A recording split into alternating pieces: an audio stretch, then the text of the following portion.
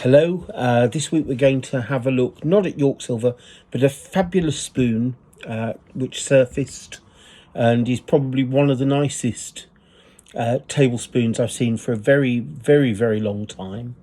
And I just wanted to show it you and talk about it a little bit. This is the Fellow. You'll probably be bored to tears of my checklist for tablespoons when you're looking at them, but the first thing is you look that the bowl has got the correct shape. That's the right shape for a spoon made in the first quarter of the 18th century. And just to check that that hasn't been reworked, you also have to look at its side on, if you remember, so it's completely flat. Because you can achieve this shape if you've got a worn spoon by hammering the tip of it, but it will always cause that very level edge, which all original spoons have, to go up slightly at the tip of the bowl. It might not be terribly obvious, or it can be like a banana, but you will see, so you check for that. So that's a lovely original bowl, lovely pronounced pip to the stem. Now this is a feature. If I hold it like that, you can see quite how upturned that is and comes to a sharp point. This is a feature of Scottish spoons. A lot of Scottish spoons will have this more pronounced pip to the top. This is indeed Scottish.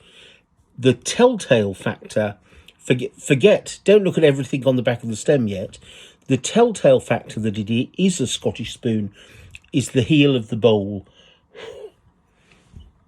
And you can see that drop. Now, I've got, for comparison, it's a bit mucked about. This has had, you can see there, that has had a terribly reworked bowl. It is flat, but the bowl is completely the wrong shape. On an English spoon of this period, you would have a rat tail. Fine rat tail. Scottish ones, don't ask me why, they lose them very early on. But the drop is quite narrow.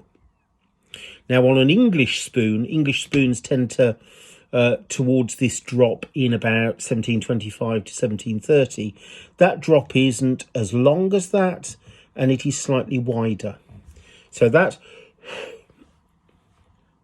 very narrow, thin drop is always typical, or at least I have only ever seen it on Scottish tablespoons.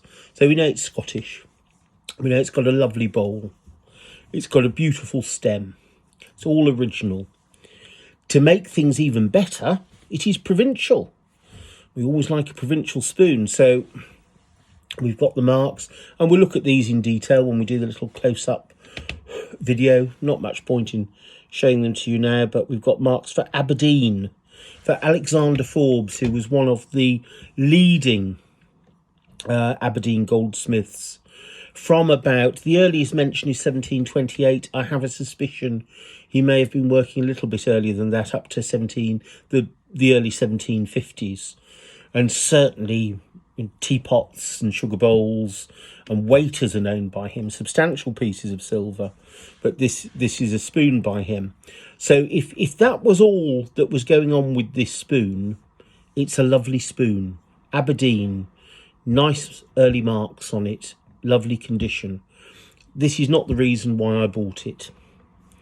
The reason why I bought it is it has the most superb crest you'll probably ever see on a Scottish tablespoon.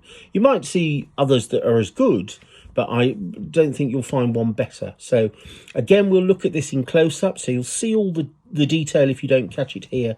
But here it is. And if you can't quite make it out, it is a gentleman, an armoured gentleman, clenching his fist with his other hand on the hilt of his sword, all in armour, and the motto, which is beautifully done. Now, this is a feature. This is another feature of Scottish silver, Scottish engraving. the motto on these crests always goes over the top. So whatever the crest is, if it's engraved in Scotland, the motto will go over it. If it's English, the motto will go underneath it. The only thing that will confuse the issue is if you're then looking at colonial silver, because a lot of American mottos will also go over the top of the head. Also some Canadian pieces that I've seen and silver engraved elsewhere. But English ones, it always goes underneath. Scottish ones, it always goes over the top. But in this case, and this is, I think, why I love this engraving possibly more than any other crest I've seen, rather than just having it in a separate ribbon over the top, the Forbes, the goldsmith, has actually used the edge, the entire edge of the spoon, possibly because it's quite a long inscription and he needed as much room as possible to put it in. But the effect is absolutely delightful. So we've got Praeclarum. My Latin master, if he's still alive, will be spinning in his grave. Regi et Regno Servitium, which is translated on a piece of paper, because the years when I could translate Latin from memory have long gone. Honourable service to king and country, which is appropriate because it was granted, and it's engraved here, Ogilvy, to the Ogilvy family. This is in fact the Barons Ogilvy, and it was granted to them, the baronetcy, for the defence of Dunnottar Castle during the Civil War. So Sir George Ogilvy, someone will correct me, Sir George Ogilvy defended Dunnottar Castle, where they'd hidden the Scottish crown jewels from Oliver Cromwell's forces, helped to secrete them away and keep them away from being melted down. And whilst they, they did basically overwhelm the castle and lock the poor bugger up for a year, afterwards, during the restoration, he was awarded a baronetcy for his services to king and country, which is where the motto comes from. This is why, rather confusingly, even though it is the Ogilvy family and it has their name engraved in a banner underneath, which is again delightful, it is a figure under a B. And it's not B for Baron, because no one is that obvious. It is B for Barras, which is the region they were made baronets of. This actually belonged, because of the period it was made, probably about 17... As I say, I think Forbes was working a little bit earlier than 1728, which is recorded in all the books. I would put this spoon between 1720 and 1730 at the latest. So it'll be just at the beginning of Forbes' working period, if the books are to be believed, possibly a little bit earlier. Why an Aberdeenshire spoon and not an Edinburgh one?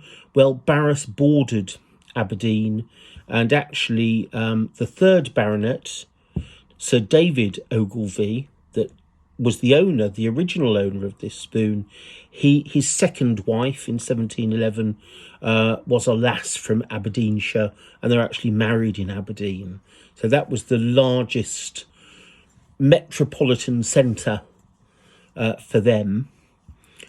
He only made it to 68, I'm afraid, but he was married 3 times, which probably accounts for that. This is the sort of thing that silver collecting is all about. It is about a couple of things. It is about a beautiful object to begin with. Remember, and I know I say this all the time, I will begin to repeat myself. There are a lot of these videos now. This is all hand forged from a little rod of silver. So this entire thing is a testament to Alexander Forbes' skill. But beyond that, because of this fabulous engraving, which you can just look at, and we will in the follow-up video, and you can just look at it and say, that's beautiful. Oh, isn't that beautiful engraving? And that's as far as you need go, if that's all it takes you. But because we can look up who it belonged to, because we can put a name to this object, this is no longer a beautiful Aberdeen tablespoon. It is Sir David Ogilvy's silver Aberdeen tablespoon. And it has links going back to the reason that he was a baron, which was his grandfather's defence of a castle. And why was that? Well, he saved the Scottish regalia, and without him, it wouldn't have survived. So a small object, a sort of almost, a lot of people look at this, a meaningless spoon, can take you down a rabbit hole of history. So not only is it a beautiful and wonderful object, but it's a small piece of history as well, which is, I think, why I love antiques. And if you've got to the end of this video, you watching it, you clearly love antiques. There'd be no other reason to watch it, would there, for God's sake? So I'm happy to show you that. I'll show you all the detail in the follow-up video, which will be quite short. And such things are out there. I must say this is the second best Scottish tablespoon I have ever seen.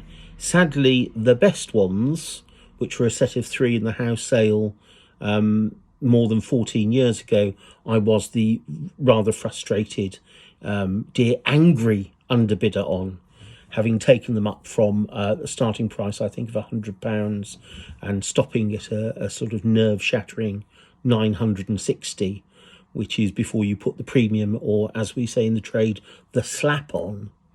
However, it is always the ones that you let slip away that haunt you in the night. It's never the things you overpay for and then sell on for a horrific loss. It's always the things that get away from you. So, when I wake up in the night screaming, it's those 3 tablespoons I'm thinking of. But this has gone some way to ameliorate my night terrors, I must say. So we'll have a look at the close-ups. It is still all out there. You can find it. It's difficult sometimes, but wonderful things, if they don't abound, they still surface from time to time.